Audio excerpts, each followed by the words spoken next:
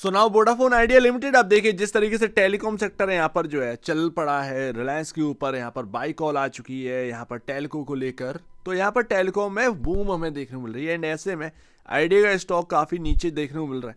7.58 का प्राइसिंग हमें देखने को मिल रही है एंड 3 महीने की बात करेंगे -6% का नेगेटिव रिटर्न है। वहीं भारतीय एयरटेल आप देखेंगे 3.76% के प्लस के रिटर्न में यहाँ पर आ चुका है। जबकि मार्केट का आप हाल देखिए किस तरीके का हमें देखने को मिल रहा है एंड आज की डेट में भारतीय एयरटेल देखिए किस तरीके से अपने आप को सुधार कर पहुंच चुका है। 10 लाख करोड़ का मार्केट कैप अचीव करने जा रहा है। 9.77 लाख करोड़ का मार्केट कैप यहाँ पर पहुंच चुका है।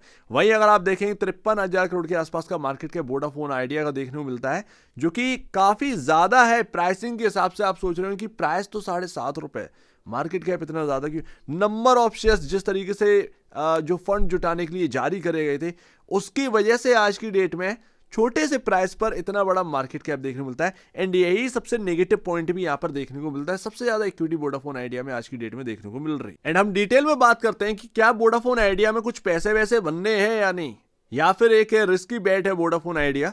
तो मैं आपको बता दूं ये 2021 से लेकर 2025 तक का चार्ट है।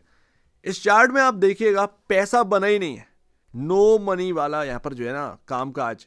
2020 में जो प्राइसिंग थी ₹3 के आसपास का प्राइस हमें देखने को मिलता था वोडाफोन आइडिया में। वहां से अगर आप देखेंगे तो लोगों का पैसा बना भी एंड नीचे आया, फिर ऊपर गया, फिर नीचे आया एंड आज की डेट में ₹3 और ₹7.5 के भाव में कोई बहुत बड़ा अंतर नहीं है। इस बात को भी समझना चाहिए। लेकिन मैं आपको बताऊं कि Q3 के जो नंबर आए थे वो काफी बेहतरीन निकल कर आए थे। मार्केट ने इसको नेगेटिव ले लिया, बट यहां पर अगर आप देखेंगे तो फर्स्ट टाइम है कि 11,000 करोड़ का जो एक सेल्स का फिगर है वो क्रॉस हो गया। आपका ऑपरेटिंग प्रॉफिट लगातार यहाँ पर डिसेंट बना हुआ है। 4,712 करोड़ के आसपास का ऑपरेटिंग प्रॉफिट हिट किया है। 42% का मार्जिन यहाँ पर हिट है। लेकिन आप सोच रहे होंगे कंपनी प्रॉफिट में नहीं है क्या? कंपनी प्रॉफिट में, लेकिन प्रॉब्लम क्या है, डेट और डेप्रिसिएशन आते आते कंपनी नेगेटिव यहाँ पर लॉसेस यहाँ पर दिखाती है। एंड वही आप देखिए कि नेट प्रॉफिट यहाँ पर क्वार्टर दर क्वार्टर बेसिस पर बहुत अच्छा यहाँ पर जो है हमारे सामने रखा। Even year on year basis पर भी बहुत अच्छा यहाँ पर हमारे सामने आया। अब वो लॉसेस में है, 6,609 करोड़ का लॉसेस है। बट अगर आप देखेंगे तो कितना लॉस था पिछले साल इसी क्वार्टर में, ऑलमोस्ट यहाँ पर जो है आपका 14 करोड़ रुपए का यहाँ पर अंतर है। 7,000 करोड़ के आसपास का लॉस था। तो गाड़ी तो चल पड़ी, लेकिन कर्ज जो है वो अभी भी सबसे बड़ा दिक्कत है। यही तो आपका खा जाता है। 5,000 करोड़, 5,629 करोड़ रुपए भरने पड़ते हैं डेप्रिसिएशन का, 5,940 करोड़ रुपए भरना पड़ा इंटरेस्ट का। यही मिला मिलकर आपका 12,000 करोड़ के आसपास का पहुंच गया। अब बताओ, यही तो सबसे बड़ी बात है। आप कमा रहे हैं, आपका ऑपरेटिंग प्रॉफिट आ रहा है 4,700 करोड़ के अराउंड, बसता ये सब काट कूट कर जो है आप लॉसेस में ही चले जाते। अब म्यूचुअल फंड का डेटा आ रहा है। म्यूचुअल फंड का डेटा आपका 10 मार्च तक पूरा आ जाएगा। आप देखेंगे तो सबने बढ़ाया ही है। हालांकि स्टॉक जिस तरीके से गिरा है सब लॉसेस में मोस्टली, बट आप देखेंगे बंधन आर्बिट्रेज फंड 4.5% के आसपास का यहाँ पर जो है बढ़ोतरी कर रही है अपने होल्डिंग में। एक्सिस आर्बिट्रेज फंड ने 517% का उनका जंप देखने को मिला है शेयर्स में। यूटीआई आर्बिट्रेज फंड 1.5% की बढ़ोतरी देखने मिली है। नेगेटिव यहाँ पर सेलिंग वाला कोई देखने को नहीं मिल रहा है अभी वोडाफोन आइडिया के अंदर। तो ये म्यूचुअल फंड का रवैया थोड़ा सा ठीक ठाक देखने को मिला है। बट 10 मार्च तक जब ये क्लैरिटी पूरी आ जाएगा, पूरा यहाँ पर जो है ना आपका डेटा आ जाएगा फरवरी का, तब यहाँ पर असलियत में समझ में आया कि फंड वाले कर क्या रहे हैं, म्यूचुअल फंड क्या कर रहा है एक्चुअल में वोडाफोन आइडिया के अंदर। अब अभी ना सेकेंड लास्ट ₹10.57 का हिट किया था अभी प्राइस, जब ये ₹6.32 के आसपास से घूमा था।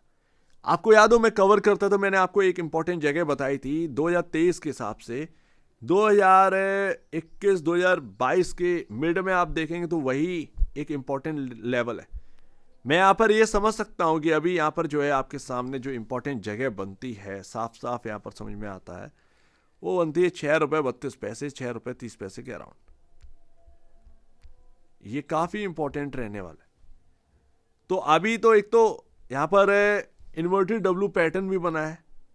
अब ये पैटर्न वैटर्न वगैरह बनते रहते हैं। मेन बात है कि सपोर्ट कहां पर है। तो बस यही आप समझिए कि ये आपका 2021 से 2022 ये रेंज, ये जो काफी प्राइसिंग की जो रेंज चली है, जहां से बार बार घूमा है 2021 से मिड में आप देखेंगे वहीं से घूमा, 2023 के शुरुआती दौर में वहीं से घूमा है, वही रेंज आपकी है यहाँ पर 6.32 5.64, 6 रुपये 32 पैसे, 6 रुपये 54 पैसे, ये एक आपकी रेंज है, ये आपकी रेंज है। अब हम वापस से उधरे हैं, जब ये रेंज कोलैप्स हो जाएगी बिल्कुल सही तरीके से कि नहीं भाई इस रेंज के नीचे कामकाज स्टार्ट कर दिया, हम दोबारा इस रेंज के ऊपर नहीं निकल पा रहे, तो वो एक रेजिस्टेंस बन जाएगी ये रेंज। ऐसे में शायद आपको वहां से एक करेक्शन देखने को मिल सकती है, बट जब तक ये रेंज है वोडाफोन आइडिया के अंदर जो कि मल्टी ईयर रेंज है, तब तक आपको टेंशन लेने की जरूरत नहीं। शायद अगर इस जगह पर भी मिल जाए तो एक बार बाई कर एक्सपेरिमेंट भी कर सकते हैं। मैंने एक्सपेरिमेंट शब्द इसीलिए लिया है क्योंकि अगर यहाँ पर ना बच गए तो ठीक है, बहुत सारे लोग एक्सपेरिमेंट करते हैं, तो अगर यहाँ पर ना वापस से यहाँ पर तेजी आ गई तो ठीक है, अदरवाइज अगर यहाँ से कोलैप्स हुआ तो वो आपका नेगेटिव रिटर्न देने लगी। ऐसे में ये एक्सपेरिमेंट तौर पर हो सकता है कि नहीं भाई चांस मार के देख लेते हैं कि यहाँ पर बाई कर यहाँ से ऊपर बढ़ रहा है नहीं बढ़ रहा है, अदरवाइज अगर ये रेंज टूटी तो मैं निकल जाऊंगा। तो ये इस तरीके का एक्सपेरिमेंट हो सकता है, बट मैं कोई भी बाई और सेल की रिकमेंडेशन नहीं कर रहा हूँ।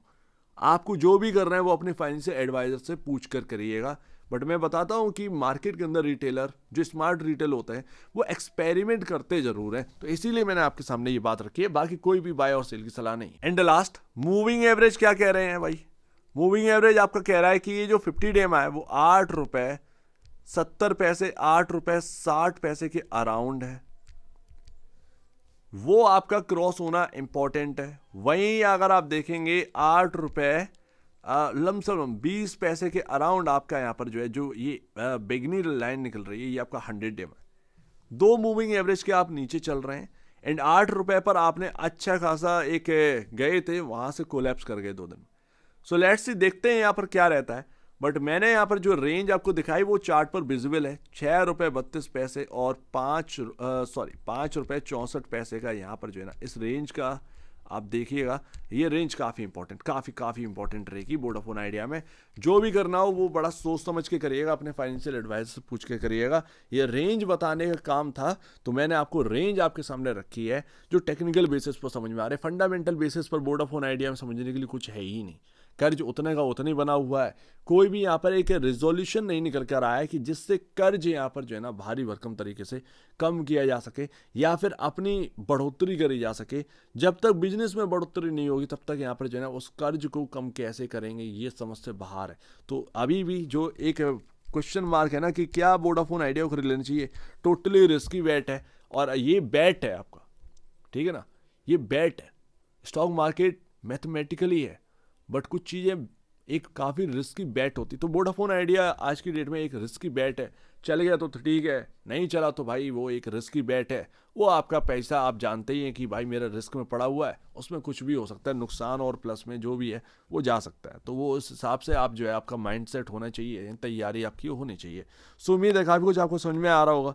एक बार निवेश से पहले या बेचने पहले अपने ब्रोकर एडवाइस से जरूर सलाह लीजिएगा, खुद की स्टडी करेगा, उससे बेहतर कुछ भी नहीं, खुद की स्टडी मस्ट है। तो आप दीजिए मुझे वीडियो देखने के लिए बहुत धन्यवाद दोस्तों।